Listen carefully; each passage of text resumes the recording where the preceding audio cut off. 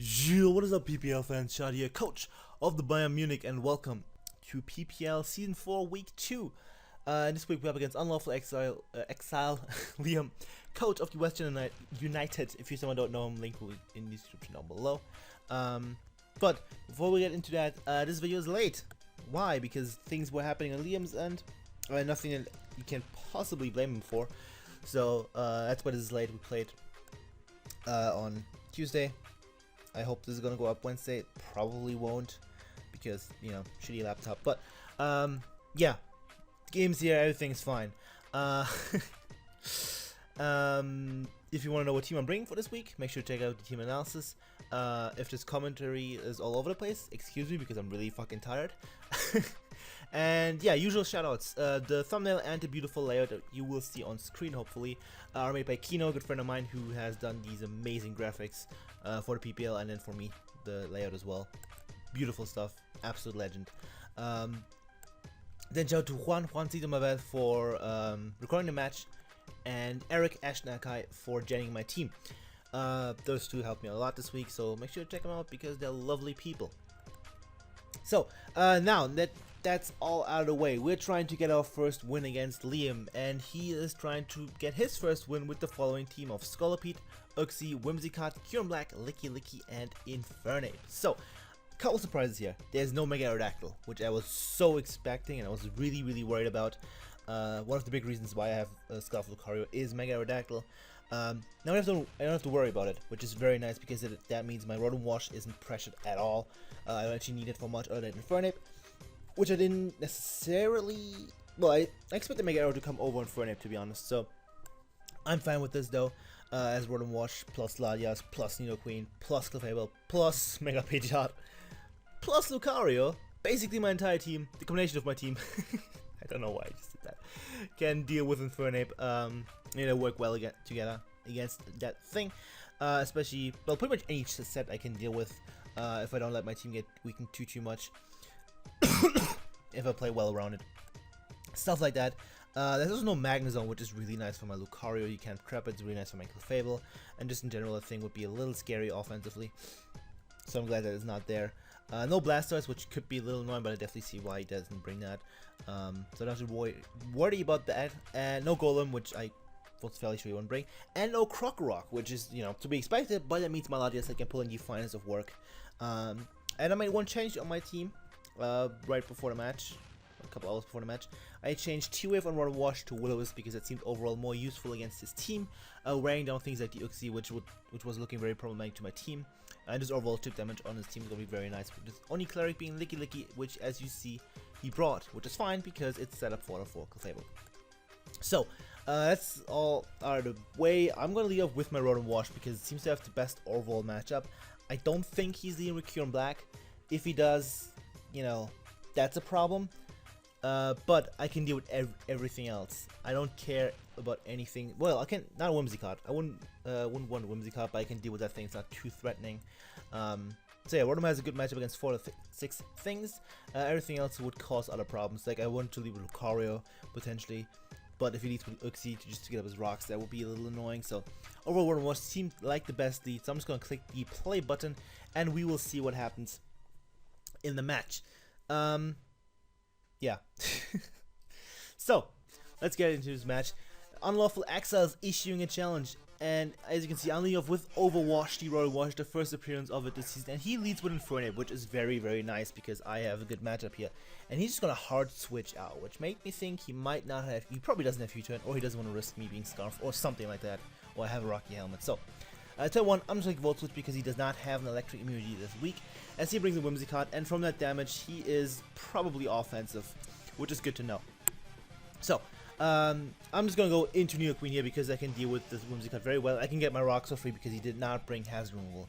Liam is going to make the manly play of staying in with the Whimsicott on Nidoqueen, going for Giga Drain, knowing that I probably wouldn't go for a poison move, but it's fine. I get my rocks for free. Nidoqueen is still in range to deliver a hit from Scolipede because of my Sugar Berry very easily.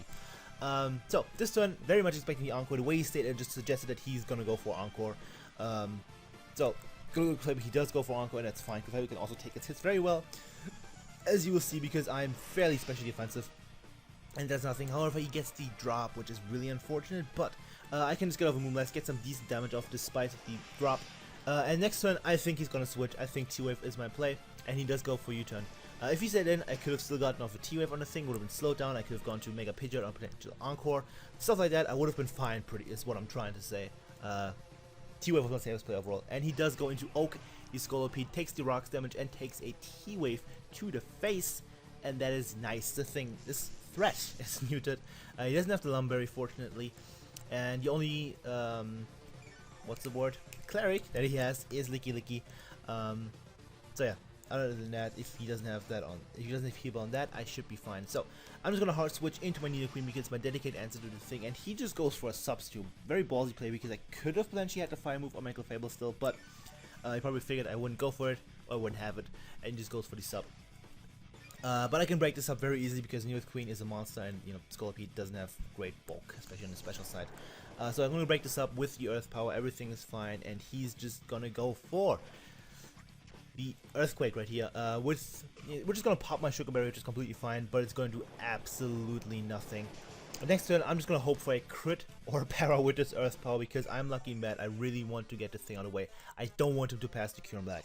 If he does that, that is really, really, really bad. Especially because he can flinch my Microfable, stuff like that. So, gonna go for the Earth Power, and I get a crit, and he's dead, and that matters a lot because Scolipede goes down. Without doing a whole lot, and now he's gonna go into Uxie, and I'm just gonna say it. I don't need Nidoqueen for anything else. I'm just gonna go for the Super Fang. As he gets up his rocks, that's completely fine. I knew he would do that. I don't have any removal on my team this week, even though I could. But I'm gonna miss the Super Fang, which is mildly annoying. But as you can see, he doesn't have a Psychic Step. He actually only has Shadow Ball, or you know, Shadow Ball and probably something else. I think Dazzling Gleam is what he said. So I can just stay and go for a Super Fang. I can take 2 more of these Shadow Balls if you know he doesn't get 2 max rolls or 2 high rolls. And he gets a very low roll on this one, and I can get off another Super Fang, and now he's in range for Sludge Wave to kill. And I'm guaranteed to live the Shadow Ball because he's uninvested. Live on 6, knock him out with the Sludge Wave, and Uxie goes down. That's 2 kills for Nidoqueen, and it got a rocks, which is such good work of Nidoqueen. I'm so happy with the performance this week already. Now I can just let it die. He brings in Whimsicott. I'm completely fine with letting Nidoqueen die. I did all it had to do. Whimsicott's going to take rocks damage. It's almost in range for Lucario's Close Combat now, which is very nice. But I also know it's full set, which is very good to know. He does not have Stun Spore, which is good to know from a Mega Pidgeot, good to know from a Lucario. I don't have to worry about getting paralyzed by the thing, and that's spicy. So, speaking of Mega Pidgeot, I'm just going to go into that. Takes the rocks damage, but that's fine. I'm just going to Mega Up and go for a U-turn, because if he stays in, I'm fine. I can go into Clefable, I'm not going to take that much damage from anything. If he switches, which I'm expecting to switch into Licky because it's a very safe switch into Mega Pidgeot, he can't get confused because he has an own tempo, I'm pretty sure. You mean he might not have, but you know. And I can get the U-turn out, go into my Lucario and get a kill because he has nothing for Lucario at this point. He has nothing that can take a close combat. Whimsicott might, but it's a roll and outspeed with the Scarf, so everything is fine. So, gonna go for U-turn. He does make the U-turn play, and I get the initiative on the Licky. And from this range, if he's specially defensive, I'm pretty much guaranteed to kill him with the close combat. So I'm just gonna drop an Anubis here and drop a close combat on him. He's just gonna get his leftovers back. Next turn, he's actually gonna sack off his Licky. Well, he's gonna stay in. And if he's physically defensive, he can lift this. But he is specially defensive and just dies to the close combat, and that's very, very nice. Lucario picking up its 2nd kill of the season. And Licky goes down. So, that play worked out perfectly for me. And now he's going to bring out Infernape. I don't want to take a hit. I don't need, but I want to keep Lucario in the back. It's looking very nice as a win con. Don't want to take a Mach Punch or a potential, you know, other stab move, whichever one he wants to go for. Especially if he's Scarf. So I'm going to go to Latias, which I don't really need at this point. He's going to go for U-turn. And my Tangaberry is actually going to pop, which was there for the Scolipede. But, you know, it's going to work as well. Meaning this U-turn is going to do absolutely nothing. And he gets U-turn out, and he's actually going to go out into his Curon Black, which kind of surprised me. Probably just trying to bluff the Scarf, but my safe play is just staying. I don't need Latias for anything. I'm just going to stay in, go for the Sasha, get damage off, scout his set, and he is not Scarf. You know, do a good chunk to him, and he's going to go for Ice Beam. Maybe I can live? No, I don't, I die. And he reveals to be a Life Orb. So if I could have potentially gone for a Calm Mind there, but there was literally no point. Could have easily had a physical dragon stab, and you know, everything would be bad. So since he's life up, I can now drop in Lucario again and just go for the close combat. I have no reason to click anything else because nothing takes a close combat. Simple enough. So he goes into Whimsicott after he rocks damage. He should be in range for a close combat to just knock him out from this range. And as you can see, he's gonna live on like 5, 10 HP, something like that. But it's fine because, as I said, we know his full moveset of Encore, Giga Drain, Moonblast, and U-Turn. So no Stun Spore. I can just go for CC again, knock out the Whimsicott, and that's the second kill for Anubis of the week. And the third of the season, which is nice. Top kills for the Bayern Munich right now, which is kind of spicy. So he's gonna go into Inferno again, and I'm just gonna stay in because if he locks himself into any of his stab moves, I have a free switch into either Run and Wash or Clefable respectively. So that's fine. And he turns out to be Scarf. If he wasn't Scarf, I could have killed him with close combat. So yeah, he's Scarf. Lucario goes down, but thank you Anubis for putting in the finest of work. And since he's locked into close combat, I can just go into my Clefable and, you know, T-Wave and then Soft Bolt, because that's what Clefable does. So, close combat comes in, it does a decent chunk. Excuse me. But I'm just gonna fire over T-Wave, not gonna bother with anything. He's obviously Choice Scarf because it's got my Scarf Lucario. I'm just gonna paralyze him and then Softball up. What I should have done was actually Softball for a couple turns. Like, as you will see, this is the last turn I go for a Softball on. As he's gonna go for another close combat, which is gonna do like 60 HP, I think. Yeah, exactly 60 actually. And now he's at -3 special defense and defense, and I'm guaranteed to knock him out with a Moonblast, and I just take that chance. I probably should have just Softball up a couple more times, maybe even PP stalled him just so I can be at best health possible for the Keyno Black, but it doesn't really matter just because I'm guaranteed to live in Iron anyway. Maybe I should have prepared for a crit and just healed up more. It was probably a better play overall, but at this point the game was mine. I would have been able to preserve differential with that, but he's gonna go for the Iron Head. I have my Beery buried though, so everything is fine. I can shoot his hit, guaranteed to live it. He's gonna take life up recall, and he's gonna die to a Moonblast, except I get fletched. And right here, I was really sure he would go for Earth Power, so I really wanted to go into Mega Pidgeot. I absolutely should have. And he's gonna die to his only life up recall, and we win 2-0. So GG Liam, we win. Our first game, our second game, our first victory of the season. Now let me talk about some stuff. The crit on Scolipede definitely mattered. If I got like a max roll, I could have actually killed him. So that anti-wave, the parrot chance was there, plus the crit chance. So the chances were there.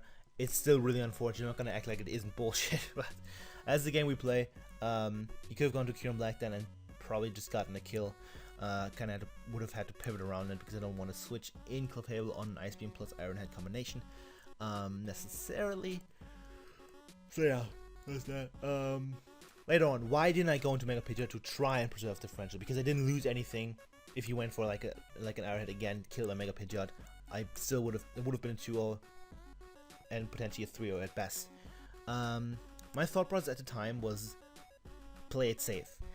If he went for Roost that predicted me to switch out into any of my other 2 Pokemon, and he was a bulkier spread that takes less than half from Mega Pidgeot, which was definitely possible still, he could Roost up on me, and then potentially even beat me. You know, Roost up until he has a good, until he is at a good amount of health, then knock me out with an Ice Beam, and then knock out Clefable from Ranger was as guaranteed because it was like at no health, and knock out Rotom Wash with an Earth Power. So if he was that bulky spread, and if he did go for Roost on that turn, I could have still lost the game, and I didn't feel like that was worth it. Was it likely? No, absolutely not. The chances of him being that side and making that play are really low, but I didn't want to risk it. That's just, you know, playing it safe versus risking it just to get a differential. It wasn't worth it in my opinion. Just that rather have to secure 2-0 win in week 2 of the PPL. So we're back on winning tracks. Time to start a winning streak, right? Sure, we can try. MVP for this match is gonna have to go to Nidoqueen. Yeah, Nidoqueen. Nidoqueen put in the finest of work, took on the Whimsicott, got up Stealth Rocks, which were really, really huge against Keyno Black and the Scolipede. 1v1 and crit and killed the Scolipede. and 1v1 an Uxie and killed that thing, because Mesprit would have beat me, but Uxie doesn't. That doesn't make sense, but it's not the point. Yeah, Nidoqueen putting the finest of work. Very happy with the performance. Got 2 kills, and in season 1 when I had it, it did get a total of 0 kills for me. So that's a new record. So yeah, defensive Nidoqueen gets 2 kills. Lucario gets 2 kills. And Clefable gets 1 kill, which is always nice to see. Should have gotten 2, honestly, but you know, the flinch happened, which is a little unfortunate. I would have loved to get a 3-0 and have, you know, a tied record, like a neutral record, but hey.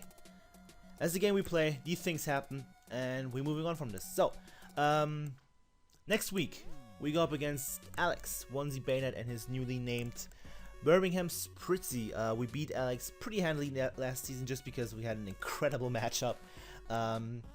This season he has Megaladios and Volcanion and other scary stuff like Thorny T, which was one of the main reasons why I had a great matchup, and that absolutely destroyed him last season. And now he can use it against me, and I know how good that thing is, and it scares me a lot. So that should be a good game. Definitely looking forward to that. Alex and I always have entertaining games, to say the least. Yeah, Alex is a great player. Known him for a long time, and I'm really looking forward to playing him again. I think it's currently 2-1 for me in our matches so far, so we'll see if we can make that 3-1 and go for 2-1 in the season, because we still want to go for a decent position, right? Right. So, as I said, make sure to check out Liam if you haven't already, and if you haven't subscribed to me and you're watching this, feel free to do so, because I'm really close to 500 subscribers, and I would really like to get there, because that's my goal for the year. So yeah, shameless plug on my own channel. I don't think that we count as a shameless plug, but hey. So yeah, that's gonna be it. Thank you all for watching. Tell me what you think of the game. Did you say thank me? I don't know what you just said, but tell me what you think of the game. Maybe a plays I could have made differently. I think I played this game pretty well. Other than I could have preserved this friendship, I think my reason was fairly justified. And yeah, again, thank you all for watching. Leave a like, leave a comment, leave some newts. I will appreciate all of you. Just hopefully see you guys next time. Goodbye.